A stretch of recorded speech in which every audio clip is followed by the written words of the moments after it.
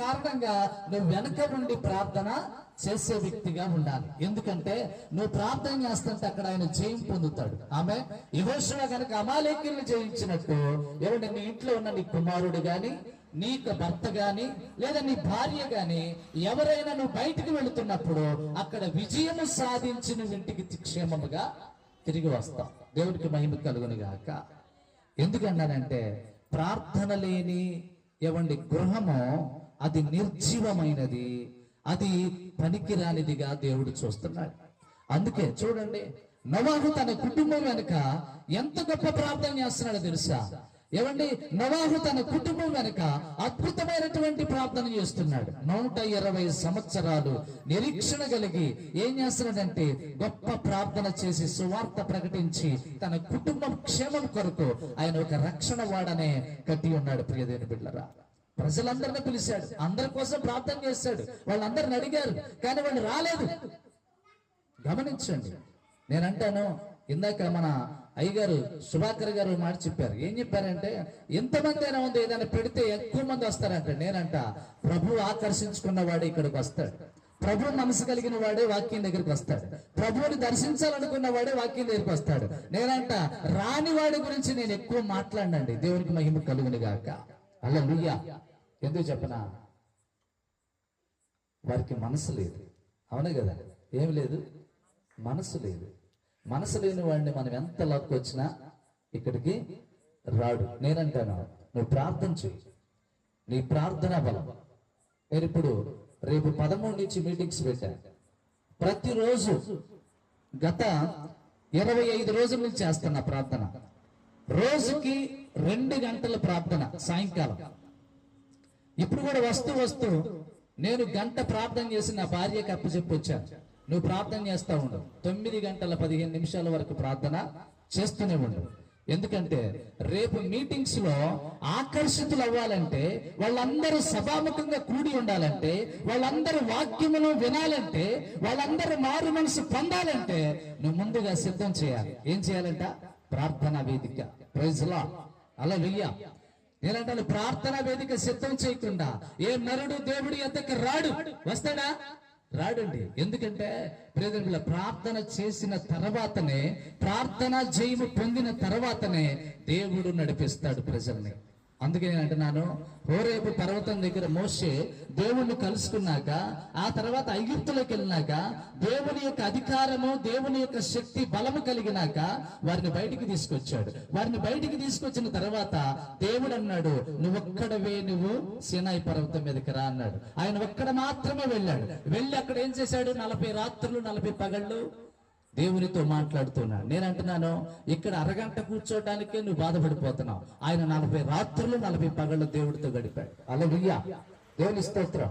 40 రాత్రులు 40 పగళ్ళు దేవుడితో గడిపినాక ఆయన ఎలా వచ్చాడు కిందకి చెప్తారా? ఎలా వచ్చాడు? ఈ లైట్ కూడా చాలంట. ఈ లైట్ అంతా నేను చూడగలుగుతున్నాను. ప్రియమైన పిల్లరా, సూర్యుడి అంక కూడా మనం చూడగలుగుతున్నాం. కానీ మోషే వెంక చూసి ప్రతి వాళ్ళు అన్నారు, నువ్వు ముసుకేసుకొని నీ వైపు మేము చూడలేకపోతున్నాం. అంటే ఏంటి? ఆయన వెళ్ళి దేవుణ్ణి కలుసుకున్నాడు.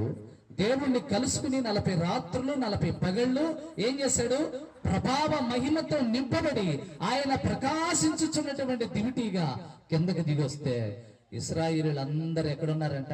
లోకమనే చీకటిలో ఉండి, పాపములో ఉండి, అంధకారములో ఉండి వాళ్ళందరూ మోసే వైపు చూసేటప్పటికి వాళ్ళ కళ్ళు ఏమైనాయి అంట? చూడలేని స్థితికి వెళ్ళిపోయినాయి. ఆయన ముసుకేసుకుంటే గానీ ఆయన వైపు వాళ్ళు చూడగలిగారు. ఏమంటున్నాను ప్రియదేవుని బిడ్డలారా, ఒక ప్రార్థనా శక్తి కలిగిన వాడు ఎలా ఉంటాడంటే ప్రభావముతో నింపబడతాడు. ప్రార్థన అనుభవం కలిగిన వాడు ఒక మహిమతో నింపబడతాడు. ఆ మహిమతో నింపబడిన వాడు ప్రార్థనలో కూర్చున్నప్పుడు ఏం జరుగుతుందంటే దేవుణ్ణి అడుగుతున్న ప్రతిదీ నీ ముందుకి తీసుకురాబడుతుంది. హల్లెలూయా. నువ్వేం అడుగుతావో అది నీ వద్దకు తేబడుతుంది. అదే అని అంటాను ప్రియదేవుని బిడ్డలారా. అబ్రహాం ప్రార్థన చేస్తున్నాడు. ఎవరు వెనక? లోతు వెనక. ఎందుకు ప్రార్థన చేస్తున్నాడు? ప్రభువా, ఆ పట్టణంలో 50 మంది ఉంటే రక్షిస్తావా అంటే రక్షిస్తా. మరి 20 మంది ఉంటే రక్షిస్తా. తల్లి 10 మందే ఉంటే రక్షిస్తా. ప్రభువా, ఒకవేళ 5గురే ఉంటే నన్ను క్షమించు. నేను మళ్ళీ అడుగుతున్నానంటే ఒక్కడున్నా నేను రక్షిస్తా. ఎందుకు అబ్రహాము దేవుణ్ణి అడుగుతున్నానంటే లోతు గురించి. Praise Lord. దేవుని స్తోత్రం కలుగును గాక. దేవుడు అన్నాడు ఒక్కడున్నా రక్షిస్తానన్నాడు. నీతిమంతుడైన లోతును రక్షించడానికి కారణం ఏంటంటే అబ్రహాము వెనక దేవుణ్ణి అడుగుతున్నాడు. నేను అంటాను, నువ్వు భార్యగా నీ భర్త బయటికి వెళ్ళాడు అనుకో, ఆయన క్షేమంగా ఇంటికి రావాలంటే నువ్వేం చేయాలి? ప్రార్థన చేయాలి. టీవీ పెట్టుకుని నువ్వు పొళ్ళి గిలిచుకుంటా, నోరు చాపుకుంటా, భలే జరిసాను అనుకుంటా, ఏమంటే ఉల్లాసముతో, ఏమంటే శరీరాశలతో, ఏమంటే మానసికంగా ఏమవుతున్నారంటే పాపములోకి నెట్టివేయబడుతున్నారు. అవునే కదా? గమనించండి. భర్త క్షేమం కొరకు ఎంతమంది భార్యలు ప్రార్థన చేస్తున్నారు? లేదా భార్య క్షేమం కొరకు ఎంతమంది భర్తలు ప్రార్థన చేస్తున్నారు? ఎవరి బిడ్డల క్షేమం కొరకు ఎంతమంది తండ్రులు ప్రార్థన చేస్తున్నారు? నిజంగా చెప్పాలంటే అబ్రహాము ఎందుకు ప్రార్థన చేశాడు అని అంటే ప్రియమైన బిడ్డలారా, 25 సంవత్సరాలు ఎదురు చూసి ఎందుకు ప్రార్థన చేశాడు? తన గర్భఫలము తన కళ్ళతో చూడాలి. Praise lord.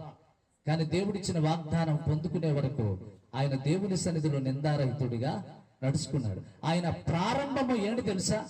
ఆయన బేతేలుకి హాయికి మధ్యలో ఒక బలిపీఠమును కట్టి అక్కడ యెహోవా నామమున ప్రార్థన చేశాడు. ఆయన ప్రార్థన చేస్తూనే ఉన్నాడు, ఎప్పుడు ప్రార్థన మర్చిపోలేదు. అందుకే అంటున్నారు ప్రియమైన బిడ్డలారా, అబ్రహాము తన కుమారులకి స్వాస్థ్యంగా ఏమి ఇచ్చాడంటే అన్నీ ఇచ్చాడు. ధనం ఇచ్చాడు, ధాన్యం ఇచ్చాడు, వెండి ఇచ్చాడు, బంగారం ఇచ్చాడు అని అనుకుంటున్నాం మనం. కానీ వాటికంటే ప్రాముఖ్యమైనవి ఏమి ఇచ్చాడంటే వాగ్దానములు, నిబంధనలు, ధర్మశాస్త్రము, ఏవండి దేవునితో సంబంధం కలిగినటువంటి ప్రార్థన, ఏవండి విశ్వాస సహితమైనటువంటి నిరీక్షణతో కూడినటువంటి నీతి, అవన్నీ కూడా ఇస్సాకు ఇచ్చాడు. Praise Lord. ఒక తండ్రిగా నీ కుమారుడికి నువ్వేమిస్తావంటే ప్రియమైన బిడ్డలారా, అబ్రహామును అడగాలి. ఎవరిని అడగాలి? అబ్రహాముని అడగాలి. అబ్రహాముని అడిగి తెలుసుకోవాలంట. ప్రియమైన బిడ్డలారా, నేటి దినాల్లో ఏముందంటే మనం ప్రార్థన చేస్తున్నాం కానీ మన ప్రార్థనకి సమాధానము సరిగ్గా రావటంలా. ఎలా ప్రార్థన చేస్తున్నాం తెలుసా? మనము అవసరాన్ని బట్టి, అనుకూలతను బట్టి, ఏమండి ఏదో కావాలని ప్రభు దగ్గరికి వెళ్ళి ప్రార్థన చేస్తున్నాం. నేనంట అలవాటుగా ప్రార్థన చేయి, నిరీక్షణతో ప్రార్థన చేయి, దేవుడిచ్చిన వాగ్దానమును పట్టుకుని ప్రార్థన చేయి, దేవుడిచ్చిన వాక్యాన్ని పట్టుకుని ప్రార్థన చేయి.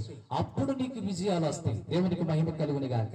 స్వార్థము లేని వాడిగా, నీతిమంతుడిగా, విశ్వాస వీరుడిగా, నమ్మకమైన భక్తిపరుడిగా, ఏమండి దేవుడి కోసం ఎదురు చూసేవాడిగా ప్రార్థన చేయి. అవన్నీ నీకు అనుగ్రహించబడతాయి అని దేవుడు చెప్తున్నాడు.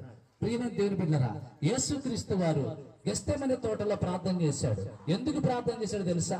ప్రియమైన బిడ్డలారా, ఆ శ్రమను సహించడానికి, ఆ మరణమును పొందేటప్పుడు ఆ వ్యాధులను భరించడానికి ప్రార్థన చేశాడు. ఆయన ఒలివల కొండకెళ్ళి ఎందుకు ప్రార్థన చేశాడు తెలుసా? ఆయన 3 సార్లు వచ్చే శిశువులు లేపాడు. ఒక్క గడియను మేలుకుని ప్రార్థన చేయరా?